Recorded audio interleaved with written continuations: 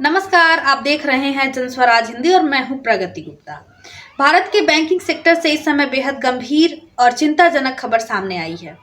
निजी क्षेत्र के बड़े बैंक यस बैंक के फॉरेक्स कार्ड से जुड़े डेटा ब्रीच ने हजारों ग्राहकों की वित्तीय सुरक्षा पर बड़ा सवाल खड़ा कर दिया है। इस मामले को गंभीरता से लेते हुए भारतीय रिजर्व बैंक यानी आरबीआई ने यस बैंक के वरिष्ठ अधिकारियों को तलब किया है और पूरे घटनाक्रम की विस्तृत रिपोर्ट मांगी है। आइए जानते हैं क्या है पूरा मामला। जानकारी के अनुसार यस बैंक और बुक माई फॉरेक्स के मल्टी करेंसी फॉरेक्स कार्ड से जुड़े करीब 5000 ग्राहकों के कार्ड डेटा से छेड़छाड़ किया गया है। हैकर्स ने इन कार्ड्स का इस्तेमाल करते हुए अंतर्राष्ट्रीय स्तर पर संदिग्ध ट्रांजैक्शन किए हैं।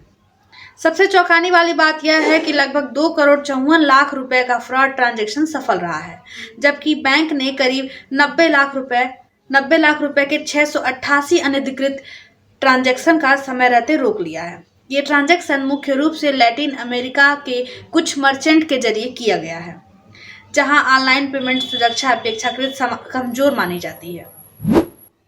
सबसे बड़ा सवाल कि डाटा लीक कैसे हुआ।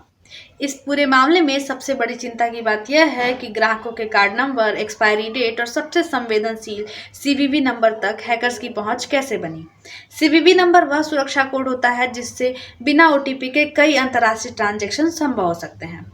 यानी अगर सीवीवी लीक हो जाए तो ग्राहक का पैसा जोखिम में पड़ सकता है। यही कारण है कि आरबीआई इस मामले को गंभीरता से ले रही है। आरबीआई यानी कि भारतीय रिजर्व बैंक ने यस बैंक से कई अहम सवाल पूछे हैं। आरबीआई ने पूछा है कि बैंक का साइबर सिक्योरिटी सिस्टम कैसे फेल हुआ, ग्राहकों का संवेदनशील डेटा कैसे लीक हुआ, क्या डेटा एन्क्रिप्शन और सुरक्षा प्रोटोकॉल पर्याप्त थे, कितने ग्राहक प्रभावित हुए और उनकी सुरक्षा के लिए क्या कदम उठाए गए। इस मामले में आरबीआई यह भी जांच कर रही है कि कहीं इस डेटा ब्रीच में थर्ड पार्टी सिस्टम या साइबर सुरक्षा की बड़ी कमजोरी या जिम्मेदारी तो नहीं है। इस मामले को लेकर यस बैंक और बुक माई फॉरेक्स ने भी जानकारियां साझा की हैं। यस बैंक ने कहा कि जैसे ही संदिग्ध ट्रांजैक्शन का पता चला, बैंक ने तुरंत कार्रवाई करते हुए संदिग्ध ट्रांजैक्शन को ब्लॉक कर दिया।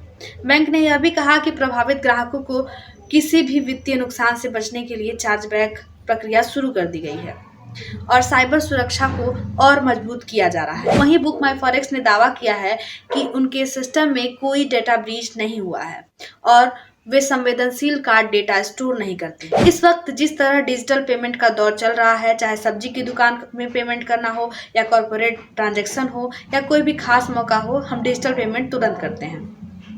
ऐसे में सावधानी जरूरी है। यह घटना सिर्फ यस बैंक तक सीमित नहीं है, बल्कि यह पूरे बैंकिंग सिस्टम के लिए एक चेतावनी है।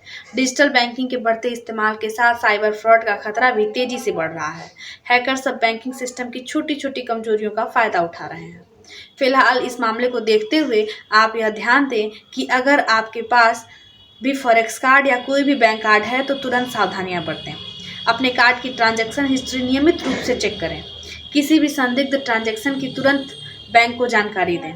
जरूरत पड़ने पर कार्ड ब्लॉक कर दें। सीवीवी, ओटीपी और कार्ड डिटेल्स किसी के साथ साझा न करें। फिलहाल के लिए इतना ही। ऐसे ही महत्वपूर्ण और विश्वसनीय खबरों के लिए जुड़े रहिए जनस्वराज हिंदी के साथ। मैं प्रगति गुप्ता। धन्यवाद।